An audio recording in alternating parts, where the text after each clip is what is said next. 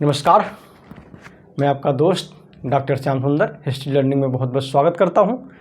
आशा करता हूं आप सब ठीक होंगे, स्वस्थ होंगे, जहां भी होंगे अपनी पढ़ाई लिखाई कर रहे होंगे। और आज मैं जिस मुद्दे पर बातचीत करने वाला हूं वो उत्तर प्रदेश लोक सेवा आयोग की एक भर्ती है, आरओ की।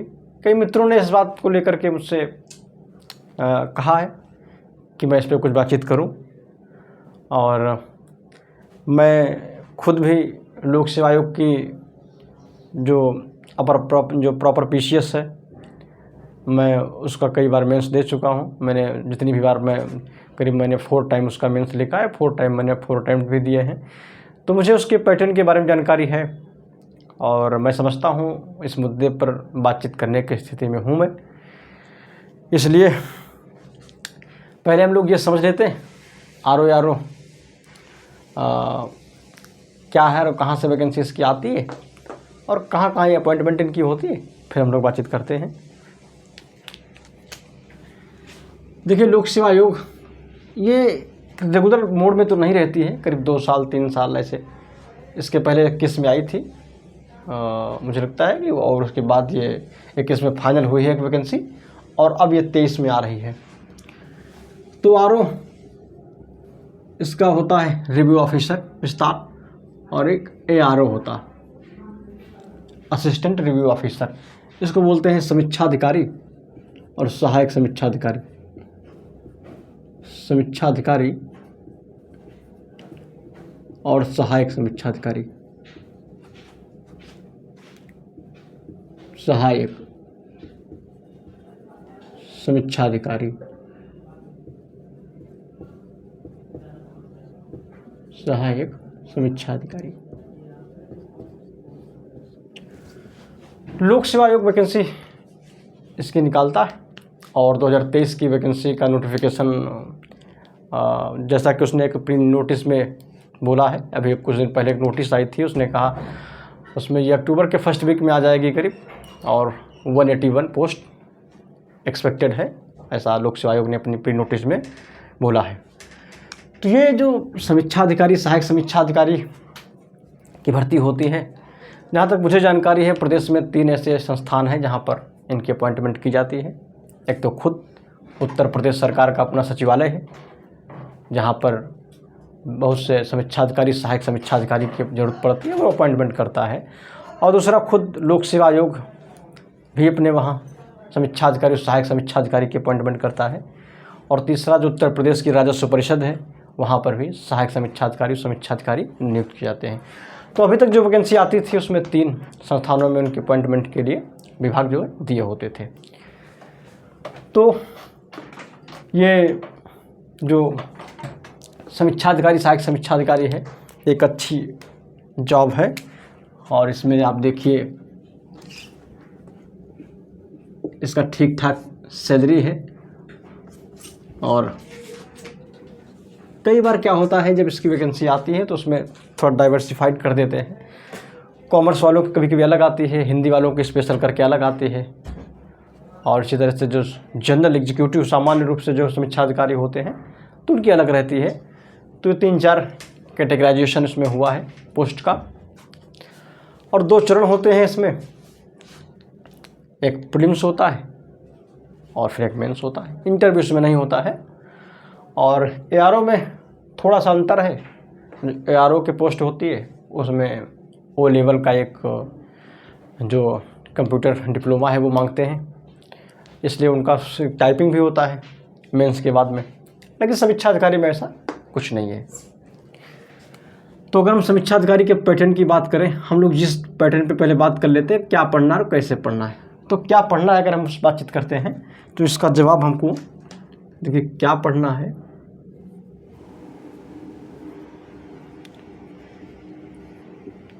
और कैसे पढ़ना है।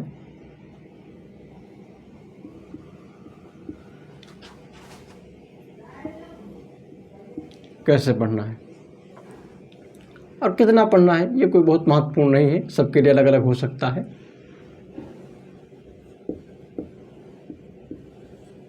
कितना पढ़ना है, देखिए इसका अपना एक सिलेबस है, 2 चरण है इसमें। एक प्रीलिम्स होता है, एक मेंस होता है।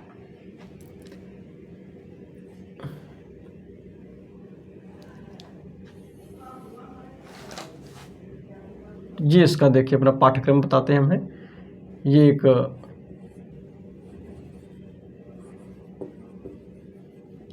प्रीलिम्स एग्जाम होता है और मेंस इंटरव्यूज में नहीं है,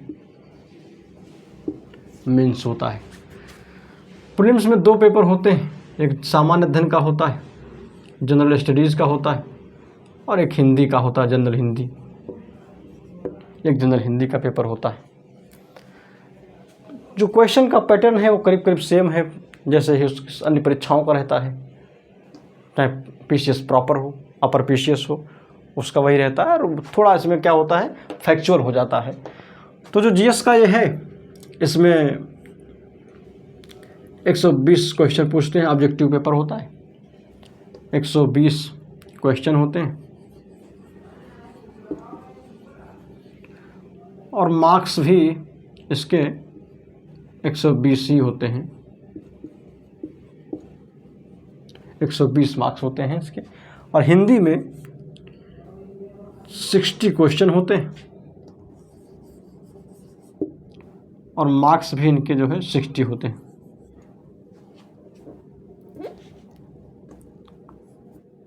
सॉरी, ये 140 होता है प्रीलिम्स में, मेंस में होता है 120 का। तो ये 140 हो गया और यहाँ पे मार्क्स 60। तो ओवरऑल जो पीटी होता है वो 200 मार्क्स का हो गया। पीटी 200 मार्क्स का हो गया और ये इसमें 60 क्वेश्चन भी रहेंगे और पर क्वेश्चन 1 नंबर का रहेगा। तो सामान्य हिंदी का है, ये जनरल स्टडीज़ का। अब आप इसको देख लीजिए, इसमें क्या क्या है। तो जनरल स्टडीज़ में जैसा कि अन्य पेपर में रहा करता है वैसे ही उसमें है। आप हिस्ट्री, ज्योग्राफी, पॉलिटी, इकॉनमी, हम लोग इसको देखते हैं। जनरल, हाँ आगे देख लेते हैं। यहाँ देखिए आप जनरल स्टडीज़ के पेपर को यहाँ समझ लेते हैं हम लोग इस तरह। इसका जो सिलेबस है उसको देखिए, पैटर्न तो सेम ही है जैसा कि अन्य पीसीएस प्रॉपर है या फिर अदर एग्ज़ाम होते हैं उसके ऑब्जेक्टिव, और वैसे ही उसका बस थोड़ा फैक्चुअल ज़्यादा रहता है इसमें। तो हिस्ट्री है, सब इससे रूबरू है, कोई नई चीज़ नहीं है। ज्योग्राफी है, ज्योग्राफी में वर्ल्ड की ज्योग्राफी और इंडियन ज्योग्राफी दोनों है। पॉलिटी है, जनरल साइंस एंड टेक है,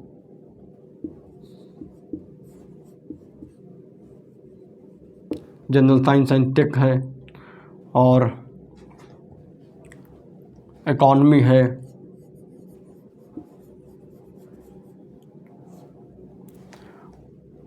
और एनवायरनमेंट एंड इकोलॉजी वाला एक सेक्शन आता है। तो वो सब उसी में है। एनवायरनमेंट एंड इकोलॉजी है, इकोलॉजी हो गया। और जनसंख्या नगरीकरण का भी एक चैप्टर, हाँ यूपी स्पेशल एक जो इम्पोर्टेंट है वो यूपी स्पेशल है, यूपी स्पेशल का। तो इतना ये मेजर जो है मोटा मोटा क्या ये करीब इसमें, अगर जनसंख्या नगरीकरण की बात करें तो 2 जगह आपको पढ़ने को मिल सकता है। एक तो इकॉनमी में होता है वो जनसंख्या, यहाँ से कई बार सवाल पूछ देता है, पर नगरीकरण तो जनसंख्या में वही सेंसस पढ़ना होता है आपको, और नगरीकरण में भी कुछ डेटा थोड़ा बहुत पूछता है कभी कभार, वो उतना ज़्यादा वेटेज नहीं है, लेकिन उसको आप एक बार देख लेंगे। ये चीज़ आपको दोनों जगह पढ़ने को मिल सकती है, यहाँ भी और यहाँ भी। तो ये सिलेबस की बात हो गई। अब थोड़ा ये देख लेते हैं इसमें क्या क्या आपको कौन कौन सी बुक पढ़नी है, कैसे कैसे इसको जो है हम लोग पढ़ने वाले हैं, क्योंकि ये मैटर करता है। प्रीलिम्स कई बार हो नहीं पाता है, इसलिए मेंस तो चुनौती है ही, लेकिन पहली जो चुनौती सबसे बड़ी है वो पीटी होती है, इसलिए पीटी को हमें क्रैक करना बहुत ज़रूरी होता है। तो देखिए हिस्ट्री में आपको कैसे पढ़ना है, क्या क्या पढ़ना है, कितना पढ़ना है, हम लोग इस पर बातचीत करते हैं। आप इससे ज़्यादा कुछ नहीं पढ़ेंगे, और ना ही अपने आप को भटकाएंगे, बस मल्टीपल टाइम रिवीजन करेंगे और मुझे लगता है फिर उससे आपका काम हो जाएगा।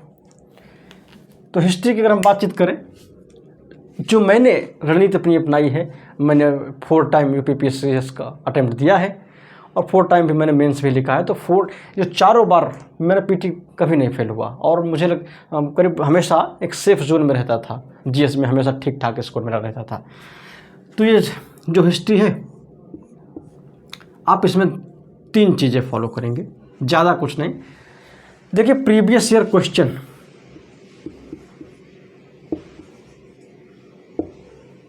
PYQ, प्रीवियस ईयर क्वेश्चन आपको पढ़ने हैं। मैं ये नहीं कहूँगा आप घटना चक्र ही पढ़िए, आपको प्रीवियस ईयर का हल सॉल्व जहाँ से भी मिले, किसी अच्छी कोचिंग का नोट्स मिल जाए आप उसको पढ़ सकते हैं। किसी कोचिंग का जो प्रीवियस ईयर उन्होंने सॉल्व करा है आप उसको पढ़ सकते हैं अगर आपके पास है, या आपके पास पहले से अवेलेबल है, कई सालों तो करीब पिछले 10 सालों के पेपर अवेलेबल हैं, आप उसको देख सकते हैं, या आप घटना चक्र ले सकते हैं। घटना चक्र इसलिए लोग लेते हैं क्योंकि वो थोड़ा अपडेट भी करता रहता है और उसका ऑथेंटिकेशन जो है थोड़ा अच्छा है, उसमें गलतियाँ थोड़ा चांसेस कम रहते हैं, कम गलतियाँ होती हैं। इसलिए आप चाहे घटना चक्र लें या फिर किसी कोचिंग का लें, अच्छी कोचिंग का किसी भी, तो प्रीवियस ईयर क्वेश्चन आपको जरूर पढ़ने हैं। मैं ये नहीं कह रहा हूँ घटना चक्र ही आप पढ़ें, जहाँ से भी आपको मिल सके आप वहाँ से पढ़ें। आपको प्लस जो है, ये जब प्रीवियस ईयर क्वेश्चन पढ़ रहे हैं, पढ़ते समय आपको क्या ध्यान रखना है, ये चीज़ मैं थोड़ा बताना चाहता हूँ।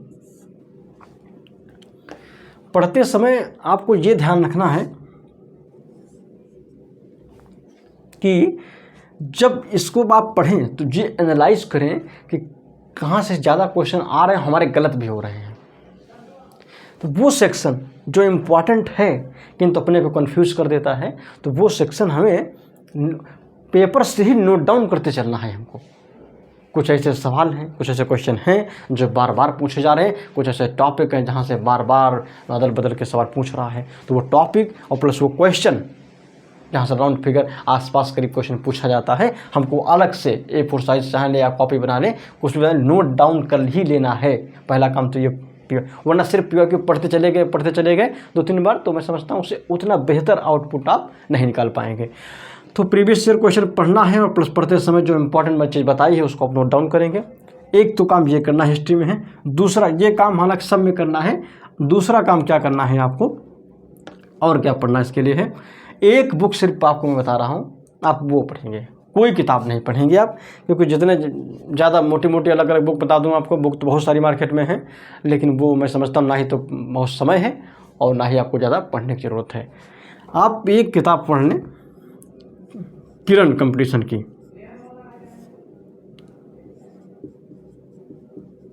किरण पब्लिकेशन पढ़ लें, इसकी हिस्ट्री की, इसमें तीनों हैं, एंशियंट प्लस मेडिवल और प्लस मॉडर्न, इसमें तीनों चीज़ें दी हुई हैं। लेकिन इसमें थोड़ी सी एक सावधानी आपको रखनी है। वो सावधानी आपको क्या रखनी है, वो सावधानी आपको थोड़ा सा फैक्ट मिस है कहीं कहीं, वो फैक्ट ज़्यादा नहीं गड़बड़ है, बस क्या है जो ईयर वाला मामला है वो कहीं कहीं उन्होंने गलत दिया हुआ है, इसलिए आप ये चीज़ आपको ध्यान रखनी है। जब मुझे लगता है जब प्रीवियस ईयर क्वेश्चन आप कई बार सॉल्व करेंगे तो फिर वो समस्या आपके सामने जब जैसे आएगी ईयर वाली प्रॉब्लम, वैसे ही आप उसको पकड़ लेंगे। तो ये बस थोड़ा सा ईयर की सावधानी रखें, बाकी इतिहास की आप कोई किताब पढ़ने की जरूरत नहीं, 2-3 बार आप इसको पढ़िए, प्रीवियस ईयर क्वेश्चन पढ़िए, इंपॉर्टेंट सेक्शन नोट डाउन करिए, एनालिसिस करिए, बस इतना करना है आपको। तो ये हिस्ट्री की मैं समझता हूँ इससे काम आपका हिस्ट्री की समस्या हल हो जाएगी। अब देख लेते हैं दूसरी चीज़,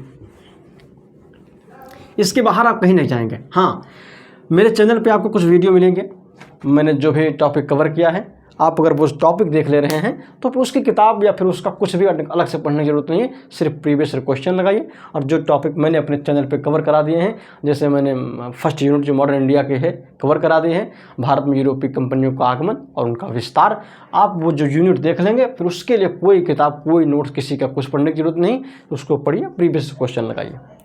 तो जितना मैं अपने चैनल पर करा सकता हूँ उतना मैं कराता रहूँगा, आप उसको फॉलो करते रहिए। हिस्ट्री की बात हो गई, अब हम लोग बात कर लेते हैं ज्योग्राफी की। ज्योग्राफी, इसमें 2 खंड सेक्शन है, एक तो इंडिया का और दूसरा वर्ल्ड का। इंडियन ज्योग्राफी और एक वर्ल्ड ज्योग्राफी। इसके लिए आपको 2 काम करने हैं। पहला काम तो वही प्रीवियस ईयर क्वेश्चन आपको लगाने ही लगाने हैं। प्रीवियस ईयर क्वेश्चन आपको लगाने हैं, वो आप कहीं से भी लगा सकते हैं जहाँ से आपको बढ़िया से सॉल्व आपको मिल जाए, करीब पिछले 10 सालों का कोई भी हो, मैं बुक का नाम नहीं लूँगा, आप उसको वहाँ से पढ़िए, 2-3 बार पढ़िए। अब वही काम फिर इसमें भी करना है। पढ़ते समय आपको ये ध्यान रखना होगा कि कहाँ से कौन सा सेगमेंट इंपॉर्टेंट, जहाँ से बार बार क्वेश्चन पूछे जा रहे हैं, और वो क्वेश्चन भी आपको नोट डाउन कर लेने चाहिए। ये मेरा एक्सपीरियंस रहा है, मैंने ऐसा किया है। और तो अलग से आप जो है इसको बना लेंगे, वो क्वेश्चन, वो सेगमेंट जहाँ सवाल बार बार पढ़ते चला जा रहा है, वो आपको नोट डाउन कर लेना है। दूसरी चीज़ आपको क्या करनी, एक मैप आपको लेना है, मस्ट है, मैप आपको लेना ही लेना है। ये मैप आपके पास अगर ऑक्सफोर्ड वालों का है तो कोई दिक्कत नहीं, आप उसको पढ़िए। सब मुझे तो समझ में नहीं आता है, वो एक घाचा पाचा है, तो मुझे तो बिल्कुल मैं लाइक नहीं करता हूँ उसे। लेकिन अगर वो आपको समझ में आता है तो ठीक है, आप उसे पढ़ सकते हैं, कोई दिक्कत नहीं, नो डाउट। अगर आपके पास वो नहीं है, आप दूसरा देना चाहें तो आप ज्ञानचंद का चाहें तो ले सकते हैं, ठीक है, या फिर आप प्रमोद शर्मा का ले सकते हैं, या आप जो है KBC नैनो का ले सकते हैं, कई सारे मार्केट में उपलब्ध हैं। या चाहें तो आप के सिद्धार्था का ले सकते हैं।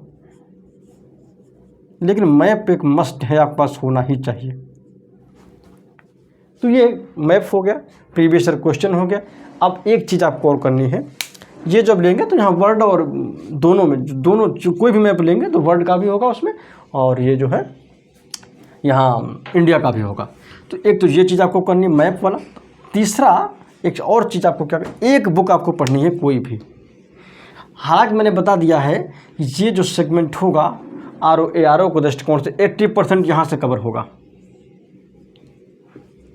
लेकिन 20% आपको पढ़ना है कोई एक बुक।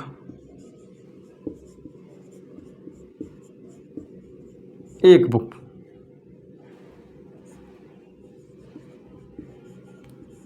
एक बुक आपको पढ़नी है। अगर आपके पास दृष्टि को एक बुक है तो आप वही पढ़ सकते हैं, अच्छी किताब है। या फिर आपके पास क्रॉनिकल की है तो भी आप पढ़ सकते हैं, महेश बर्णवाल की है तो वही पढ़ लीजिए आप। अगर NCERT आपने कई बार पढ़ रखा है, नोट्स बना रखे हैं, तो वही आप पढ़िए। कोई ज़्यादा अलग से कुछ खरीदने की जरूरत नहीं है। जो भी बुक आपके पास एक है, अगर किसी कोचिंग का अच्छा नोट्स है जो आपको समझ में आ रहा है, आप उसको पढ़िए। उसको पढ़ना इसलिए ज़रूरी है क्योंकि 20% हिस्सा यहाँ से कवर होगा, लेकिन ये 20% से जुड़ा हुआ ही हिस्सा यहाँ पर है। तो अगर आप यहाँ पे सिद्धांत वाला मामला समझ लेंगे थोड़ा सा, तो फिर यहाँ की चीज़ें जो फैक्ट वाला मामला रहता है वो आप थोड़ा आसान हो जाएगा आपके लिए समझना। जैसे अगर मान लीजिए फैक्ट में तो ये पूछेगा कि चक्रवात बंगाल खाड़ी में कौन सा चक्रवात आता है, तो फिर ऑस्ट्रेलिया के आसपास जो सागर वहाँ कौन सा चक्रवात आता है, टाइफून है, टॉर्नेडो फिर कहाँ आता है। तो ये जो फैक्ट वाला मामला है, अगर आप ये जानते हैं चक्रवात क्या होता है, उसके आने के कारण क्या हैं, और फिर ये मामला थोड़ा आसान हो जाएगा, चक्रवात कहाँ कहाँ आते हैं और उन्हें किस किस नाम से जाना जाता है। तो 20% के लिए 80% के 20% थोड़ा आपको पढ़ना है। इसके लिए कोई भी आप किताब पढ़ जो आपको समझ में आती हो, कोई परेशान नहीं होना, कोई नई किताब खरीदने की जरूरत नहीं है। अगर आपके पास NCERT है तो आप NCERT ही अपना पढ़ सकते हैं 11-12 का, कोई दिक्कत नहीं है। या फिर कोई और बुक है आपके पास, उसको पढ़े, बस मोटी, कोई बहुत ज़्यादा किताब खरीदने की जरूरत नहीं, सिर्फ इतना ही पढ़िए आप। तो ये ज्योग्राफी का मामला हो गया। अब हम लोग देख लेते हैं और कौन सा बचा हुआ है, पॉलिटी देख लेते हैं।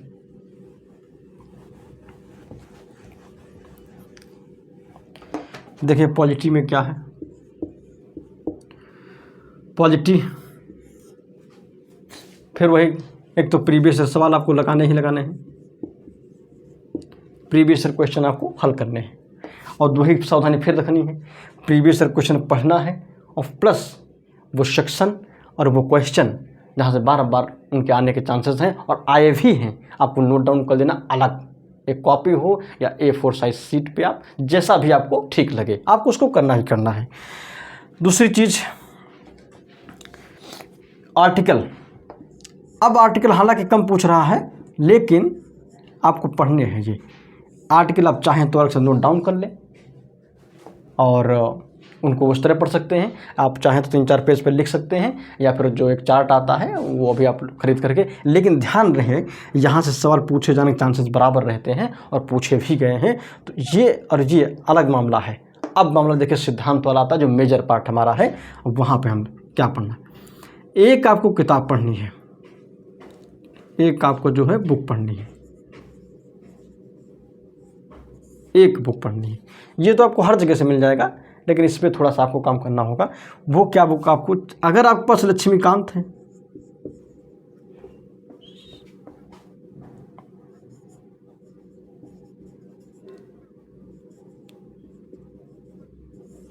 अगर आपके पास लक्ष्मीकांत है तो आप उससे पढ़ सकते हैं। या वाणी पब्लिकेशन, जो बौद्धिक पब्लिकेशन की पुस्तकें हैं जिनको परीक्षा वाणी के नाम से भी ज़्यादा लोकप्रिय हैं लोगों के बीच में, परीक्षा वाणी वाली पुस्तकें, परीक्षा वाणी की, आप उसे ले सकते हैं।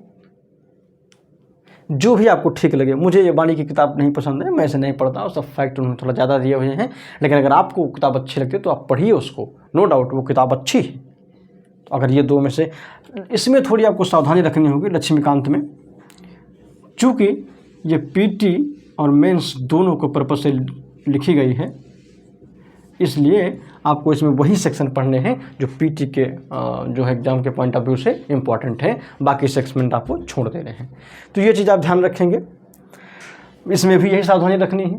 पीटी के दृष्टिकोण से जो इम्पोर्टेंट पहले रहेगा आप उससे पढ़ेंगे, और चूँकि ये पीटी वाला सेक्शन ही मेंस में भी काम कर जाएगा आपका, चूँकि मेंस यहाँ ऑब्जेक्टिव होता है, इसलिए आपको अलग से इसके लिए मेहनत करने की ज़रूरत नहीं पड़ेगी।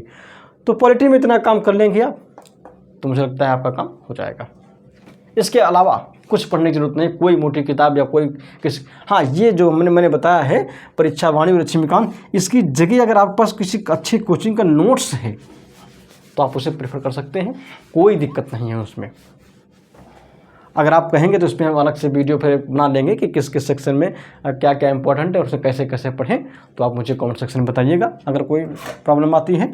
तो ये पॉलिटी का हो गया मामला, आप देख लेते हैं। ज्योग्राफी हो गया, पॉलिटी हो गया, हिस्ट्री हो गया, अब क्या बचता है, जनरल साइंस बचता है, इम्पॉर्टेंट सेक्शन है जो कि जनरल साइंस एंड टेक्नोलॉजी। इसमें क्या पढ़ना है, बस एक चेक पढ़ना है। इसमें मैं तो कहूँगा घटना चक्र ही आप पढ़ें।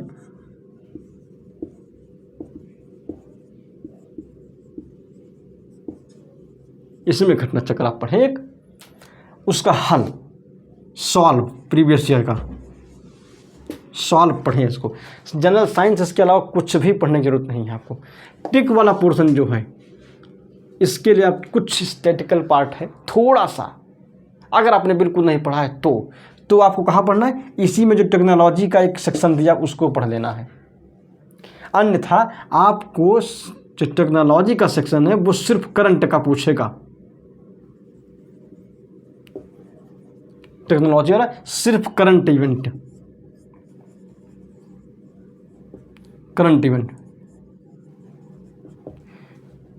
है। जैसे आपका अभी एक सोलर मिशन आदित्य छोड़ा गया और जो आपका Chandrayaan 3, very very most important इस तरह क्वेश्चन रहेंगे आपके। तो ये जो करंट की घटनाएं हैं टेक्नोलॉजी से संबंधित, स्पेस टेक्नोलॉजी वाला मामला है ये आपका जो है बस यही कवर करेगा। इसके अलावा कुछ भी पढ़ने की जरूरत नहीं, कोई किताब किसी कोई नोट्स पढ़ने की जरूरत नहीं है। इसके लिए तो कुछ किसी को पढ़ने की जरूरत, सिर्फ घटना चक्र आपको पढ़ना है, और ये टेक्नोलॉजी का सेक्शन जो है ये सिर्फ करंट बेस पढ़ना है। तो करंट वाला भी हम बताएंगे कैसे पढ़ना आपको है। तो जनरल साइंस की बात हो गई, टेक्नोलॉजी की बात हो गई। अब क्या बचता है आपका EVS का, एनवायरमेंटल स्टडी वाला, वो इम्पोर्टेंट है। आप देखिए एनवायरमेंट एंड इकोलॉजी, एनवायरमेंट, इसमें प्रीवियस ईयर पढ़ने हैं ज़रूर। प्रीवियस ईयर तो पढ़ना ही है। और एक कोई नोट्स या बुक जो भी आपके पास है, अगर नहीं है तो मैं बता रहा हूँ क्या पढ़ना है। इसमें वही है, आप चाहें तो घटना चक्र पढ़ें या फिर किसी और कोचिंग का प्रीवियस ईयर सॉल्व हो आप उसको पढ़ सकते हैं, इसमें कोई दिक्कत नहीं है। वही चीज़ इसमें भी करनी है, जो बार बार रिपीटेड सवाल हैं आप उनको नोट डाउन कर लीजिए अलग से। वो सेगमेंट जहाँ सवाल बराबर आते हैं, क्वेश्चन आते हैं, वो क्वेश्चन आपको अलग से नोट डाउन कर लेना, उस सेगमेंट बिल्कुल प्रिपेयर कर लेना है। वो करना ही करना है आपको, सिर्फ प्रीवियस ईयर पढ़ के छोड़ देने से काम नहीं होगा। देखो इसमें आपको क्या करना है, इसकी आप कोई भी बुक पढ़ सकते हैं। आप अगर किसी कोचिंग का अच्छा नोट्स है, जैसे कि मैंने अभी जो लेटेस्ट देखा था उत्कर्ष वालों का नोट्स में बहुत बढ़िया है, उत्कर्ष क्लासेस का नोट्स इन्वायरमेंट स्टडी, और जो उन्होंने पीसीएस को टारगेट करके बनाया है। मैं उनका कोई प्रचार नहीं कर रहा हूँ, आप मत समझिएगा। तो उत्कर्ष वालों को अगर आपको मिल जाए, आसानी मार्केट में मिल जा रहा है, आप चाहें तो उसको खरीद पढ़ सकते हैं। उसमें अंतर क्या है मैंने देखा है उसको, उन्होंने जो अननेसेसरी चीज़ें हैं किसी भी टॉपिक से जुड़ी हुई वो उन्होंने बिल्कुल रिमूव कर दिया है। उन्होंने वो चीज़ें डाली हैं जो पूछी जा चुकी हैं या जिनके पूछे जाने के चांसेस ज़्यादा हैं। तो आप ये नोट्स पढ़ लें, इसके लिए कोई कोर्स परचेज करने की जरूरत नहीं है, आप ये नोट्स उनका एक पढ़ लें, इन्वायरमेंट स्टडी वाला। दूसरा, अगर ये नहीं मिल पा रही है आपको, अगर आपको परीक्षा वाणी की किताब आपको अच्छी लगती है, आप पढ़ चुके हैं, तो बिल्कुल कंटिन्यू आप उसे कर सकते हैं, कोई दिक्कत नहीं है। वो बढ़िया किताब है, अच्छी बुक है वो, तो उसको पढ़ सकते हैं।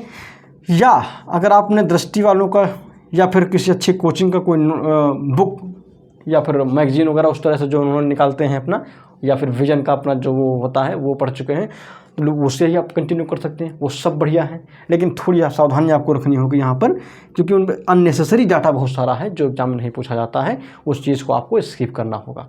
तो इस सावधानी के साथ ये चीज़ें आप फॉलो कर सकते हैं। इसके अलावा आपको कुछ पढ़ने की जरूरत है। हाँ, यहाँ पर जो मैं इतना कुछ बता रहा हूँ इसमें सिर्फ एक चीज़ आपको लेनी है, सिर्फ ओनली वन, और बाकी ये काम करना है। फिर आपका इन्वायरमेंट वाला सेक्शन ज़्यादा से ज़्यादा पॉसिबिलिटी जो है क्वेश्चन के सही होने की बढ़ जाएगी। तो ये कर लेंगे। इसमें अब कौन सेक्शन बचता है हमारा, यूपी स्पेशल। देखिए यूपी स्पेशल में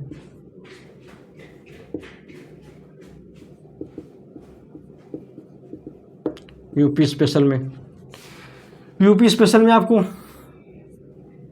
कोई भी किताब एक पढ़ें, किसी कोचिंग का नोट्स,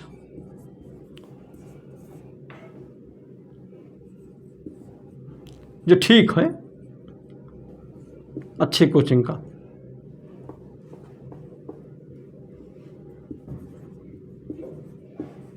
ठीक है। तो एक ये नोट्स पढ़ने अगर आपके पास है, या बहुत मोटा हो तो उसको बिल्कुल पढ़ने की जरूरत नहीं है। जीएस वर्ड वालों का भी ठीक है, दृष्टि वालों का भी ये वाला सेक्शन ठीक है, अगर वो आपको मिल जाता तो आप उसे पढ़िए। या कोई कुछ कोचिंग नोट्स नहीं है, मैं सिर्फ जो बता रहा हूँ उसको ध्यान रखना है आपको। मैं ये नहीं कर रहा कोचिंग नोट ढूंढने जाइए आप, अगर आपके पास है, समझ में आता है तो आप उसे पढ़ सकते हैं, कोई दिक्कत नहीं है। दूसरा, इसमें घटना चक्र की एक पुस्तक बुक आती है, यूपी स्पेशल करके आती है। अगर आप, वो बहुत बढ़िया बुक है, आप उसे चाहें तो आराम से उसे पढ़ सकते हैं। जो घटना चक्र की आप किताब पढ़, या बौद्धिक प्रकाशन की परीक्षा वाणी वाली भी पढ़ सकते हैं आप। बुक बहुत सारी है मार्केट में, मोटी मोटी बुक हैं, बता दूं आपको तो कोई मतलब नहीं है उनका, मैं इसलिए बता रहा हूँ। हो सकता है समझ कई सारी बुक आपके पास हों, इसलिए आप उसे ही कंटिन्यू करें, कोई किताब खरीदने की जरूरत नहीं है आपको ज़्यादा इधर उधर। हाँ, जिसमें दोनों में से दोनों नहीं पढ़नी है आपको, है तीनों में से सिर्फ एक पढ़नी है आपको, ध्यान रखें। कोई अगर नोट्स अच्छा है, कोचिंग अगर आप नहीं जानते हैं तो इस समय जैसे ध्येय वालों का भी अच्छा है, दृष्टि वालों का भी ठीक है नोट्स, और या जीएस वर्ड वालों का उन्होंने भी ठीक बनाया है। उत्कर्ष वालों का मिल जाए तो वही पढ़ सकते हैं आप, यूपी स्पेशल वाला, मतलब जो भी ठीक कोचिंग है उसका नोट्स अगर वो पढ़े, सिर्फ वही पढ़ें। बाकी previous year previous year question लगाने हैं आपको, और वही क्वेश्चन लगाते समय अपनी स्ट्रेटजी फॉलो करना है कि इंपॉर्टेंट सेक्शन को नोट डाउन करना है, उसको प्रिपेयर करना ठीक से है। वहाँ से क्वेश्चन बार बार पूछे जा रहे हैं और पूछे जाएंगे, इसलिए वो गलत नहीं होने चाहिए। तो ये इसमें से इतना पढ़ लेंगे, कोई भी एक चीज़ और प्रीवियस ईयर क्वेश्चन, कुछ भी गलत नहीं होगा आपका। बाकी एक और भी अच्छी किताब आती है यूपी की, यूपी उत्तर प्रदेश सरकार की आती है यूपी ईयर बुक करके, ईयरली बुक या ईयर बुक करके आती है, करीब 100-110 रुपये के आसपास। बहुत मोटी जनी मोटी किताब है वो, लेकिन उसका जो स्टैटिकल डेटा है बहुत अच्छा है। उन्होंने यहाँ का जो सोसाइटी है, जो हिस्ट्री है, यहाँ का जो कल्चरल है, वो सारे सेक्शन जो है बहुत अच्छे उन्होंने कवर किए हैं। अगर आपके पास है वो, तो वो सेक्शन आप उससे पढ़ सकते हैं, और करंट वाला सेक्शन आप करंट से पढ़ेंगे। तो ये मुझे लगता है मैंने सब उसमें कवर कर लिया है। अब जो बचता है सेक्शन करंट अफेयर्स का बचता है। करंट में आपको कैसे क्या करना है आप उससे देख लीजिए। करंट के लिए आपको 2 काम करने हैं, चूँकि इंपॉर्टेंट है, करीब 15 से 20 क्वेश्चन आएंगे ही आएंगे।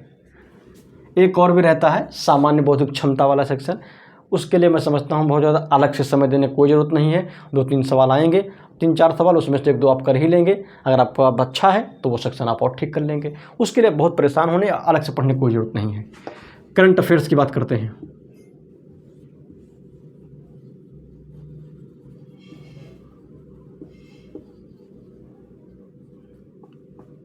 करंट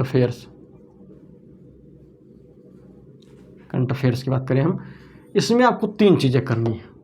इस पे हम तो कहेंगे इसको 1 से 1.5 घंटे डेली पढ़िए आप, डेली बेसिस पे।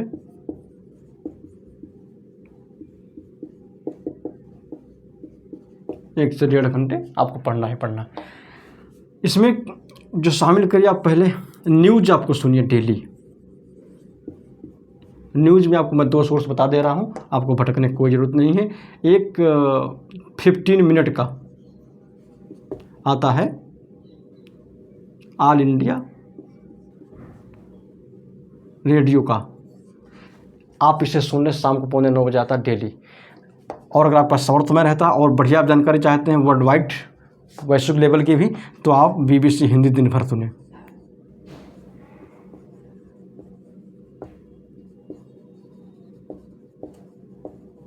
दिन भर आप इसे सुन सकते हैं, करीब 30 मिनट के आसपास इनका एक एपिसोड रहता है,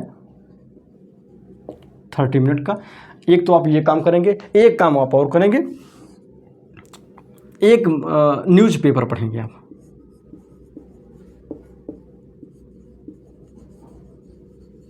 ये पेपर आप चाहें हिंदी हो या इंग्लिश, कोई भी पढ़ें, मैं बता रहा हूँ इसको मेन उद्देश्य क्या है।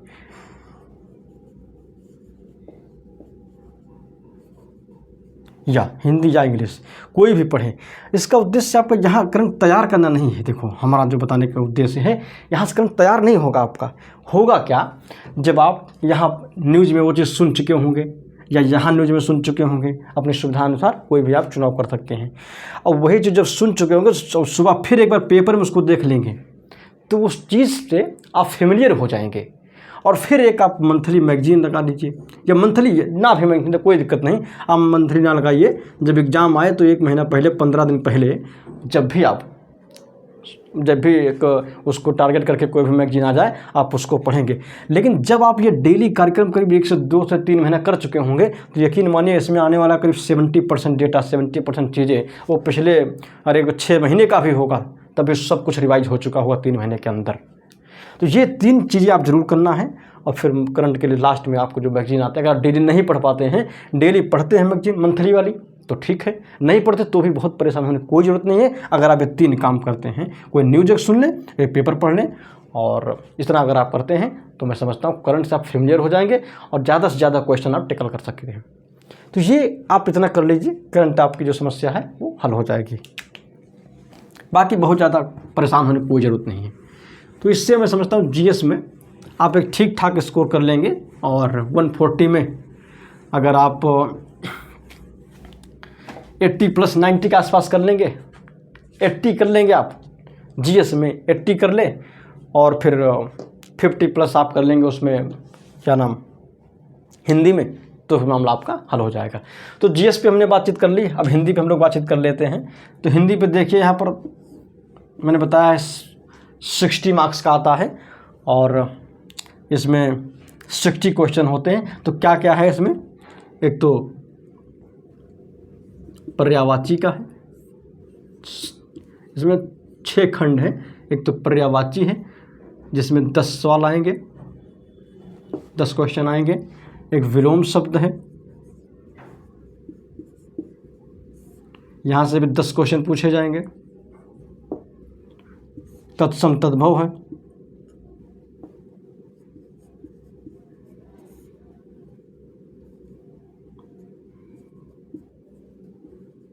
दस क्वेश्चन यहाँ से आएंगे। ठीक है। एक आपका वाक्य वर्तनी शुद्धि है, वर्तनी शुद्धि है, करीब 10 क्वेश्चन यहाँ से आएंगे। और 5वां जो है विशेषण विशेष्य है,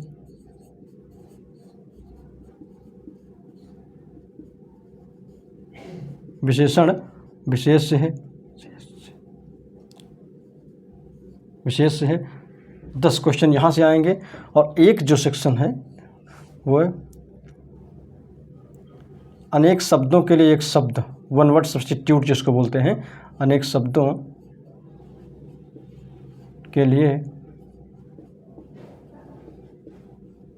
एक शब्द, एक शब्द। और 10 क्वेश्चन यहाँ से आते हैं। तो ये टोटल क्वेश्चन जो है 60 हो जाते हैं। आपको इसके लिए करना क्या है, आपको इसके लिए एक पहली चीज़ तो प्रीवियस ईयर क्वेश्चन, ये कई सारी बुक मार्केट में हैं और कब तो ये कोचिंग वाले भी हल करने लगे हैं इसको। तो प्रीवियस ईयर क्वेश्चन आप करीब पिछले 10 से 15 साल जितना मिल जाए आपको वो ठीक से पढ़ना है। और दूसरी चीज़ आपको ध्यान क्या रखना है, इसमें काफ़ी कुछ लिख के पढ़ना है आपको इसमें हिंदी का, क्योंकि हिंदी में कई बार क्या होता है पढ़ने से चीज़ें उतनी क्लियरिटी आती नहीं है उतनी। तो हिंदी की चीज़ें आपको कोशिश करिए लिख लिख के पढ़िए आप।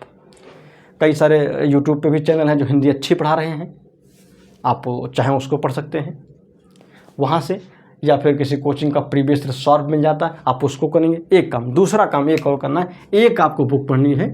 मैं तो सजेस्ट करूँगा हरदेव बाहरी की पुस्तक पढ़िए आप।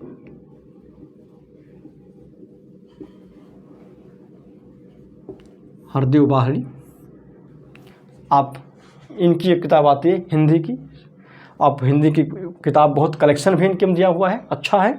और दूसरी चीज़ एक ये है प्रीवियस ईयर आप इससे, लेकिन अब ध्यान ये रखना है जो भी हिंदी में पढ़ना है उसको लिख लिख के पढ़ना। ज़्यादा से ज़्यादा आप 50 सवाल ही पढ़िए डेली, 50 पर्यायवाची ही पढ़िए डेली, या तत्सम तद्भव जितना भी पढ़िए कोशिश करिए उसमें लिखने की कोशिश करिए। हिंदी को लिख के पढ़िए, लिख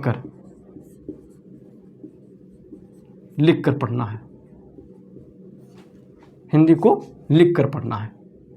तो हिंदी में इतना कर लेंगे, कोई समस्या नहीं है, आपका ये हो जाएगा।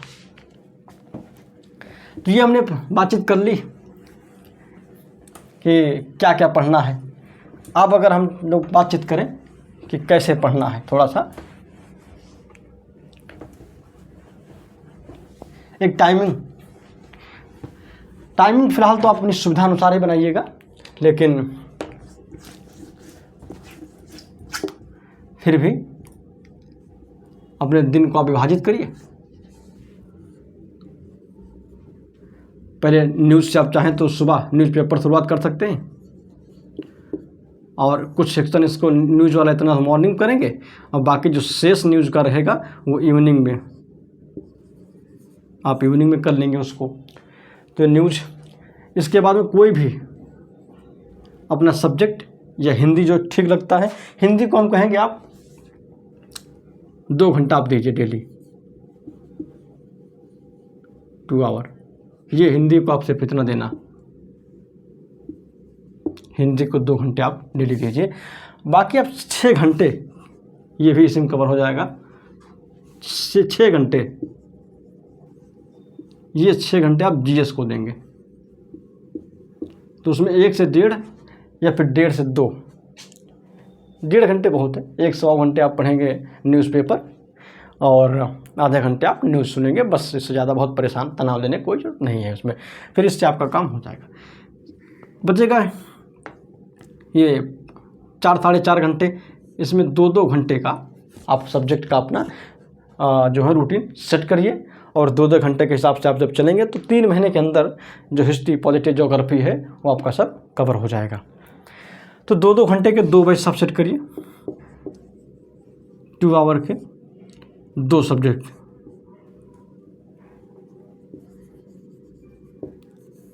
टोटल आप कोशिश करिए कि 8 मेंटेन रहना चाहिए, 8 आवर मेंटेन करने की कोशिश करिए हर हाल में। लेकिन अगर इससे प्लस हो जाए, कभी आपका बहुत अच्छा मन कर रहा है पढ़ने का, तो अगर 10 भी हो जाए तो और अच्छा है, लेकिन 8 तो भाई मेंटेन रहना चाहिए इस टाइम के अकॉर्डिंग। ये मान के चलिए कि एग्ज़ाम जो है दिसंबर के आसपास या फिर दिसंबर के आगे ही होगा, इसके पहले एग्ज़ाम की अभी कोई पॉसिबिलिटी नहीं नज़र आ रही है। तो ये 3 महीने का समय है, आपको ये पढ़ना है, इसके बाहर आपको कुछ नहीं पढ़ना है। और हाँ, ये जो जीएस आपने देखा है, थोड़ा सा मेंस पे आप बातचीत कर लेते हैं। ये तो पीटी का हो गया। अब देखिए मेंस में कोई डिफरेंस ज़्यादा नहीं है। मेंस में आपका देखिए, फिर भाई जीएस एक पेपर और हिंदी।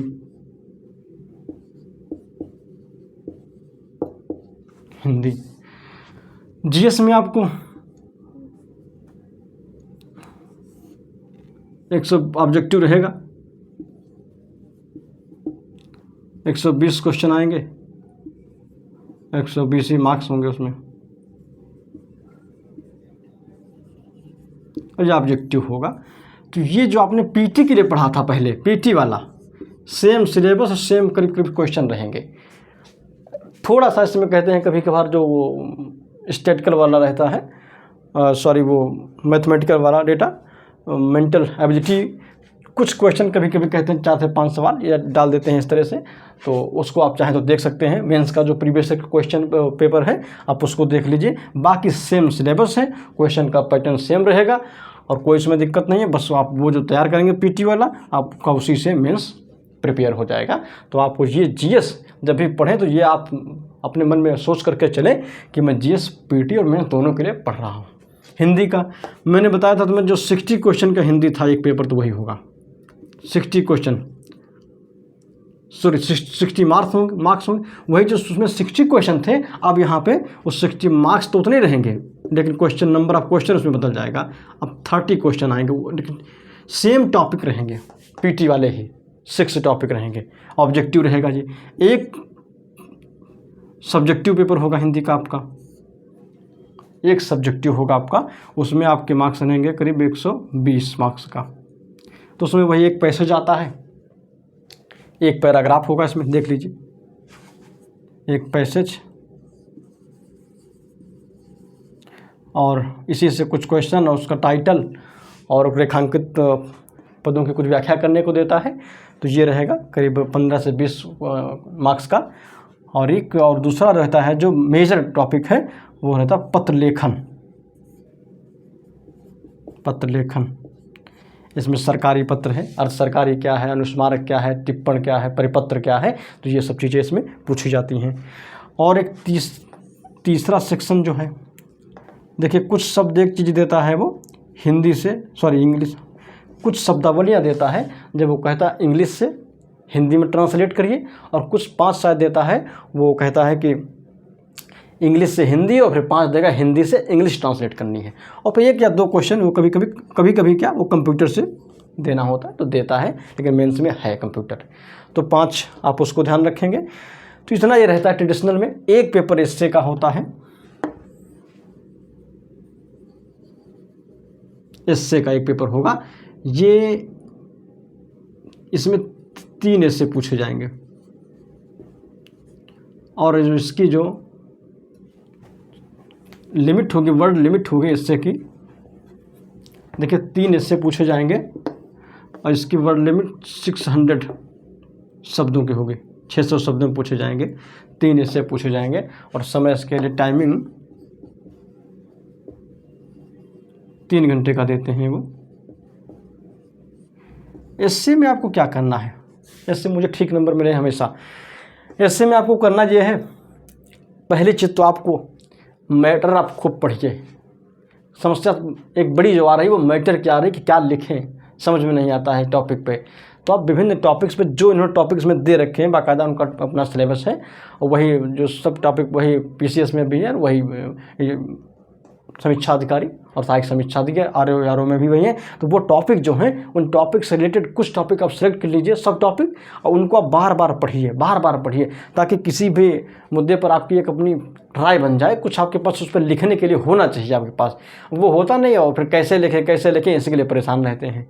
तो आप टॉपिक फाइंड आउट करना है, कम से कम 10 या 15 टॉपिक, उन पर खूब पढ़ना है, उनको लिखना भी है। तो उन पर जब आएगा उसी से रिलेटेड ही लिखने को आएगा।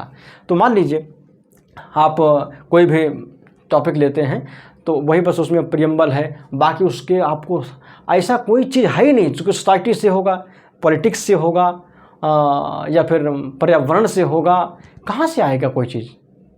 तो वो अब चूँकि जब कोई चीज़ होती तो उसके विभिन्न डायमेंशन होते हैं, कुछ उसके सामाजिक प्रभाव होंगे, कुछ राजनीतिक होंगे, कुछ आर्थिक होंगे, कुछ कल्चरल सांस्कृतिक होंगे, कुछ इन्वायरमेंटल होंगे इफेक्ट उसके। तो वो तमाम एस्पेक्ट आप उसको देखेंगे और फिर लास्ट में आप कंक्लूड कर देंगे। तो अगर आप इससे पे कहेंगे तो हम इससे पे बातचीत करेंगे, हम कुछ टॉपिक भी आपको सजेस्ट करेंगे और टॉपिक पे हम लोग बातचीत करने की कोशिश भी करेंगे इससे की। तो उसमें बहुत परेशान नहीं होना है, आप इस तरह से शुरुआत करिए, पढ़िए। और चूँकि टारगेट तो इम्पॉर्टेंट है, बड़ा भी है, इसलिए मेहनत आपको करनी होगी, पढ़ते रहिए। और हाँ, चैनल को ज़रूर सब्सक्राइब करिए, शेयर करिए, और आपका चूँकि जो फीडबैक है वो हमारे लिए इम्पॉर्टेंट होता है, आप उसको ज़रूर बताइए। Thank you.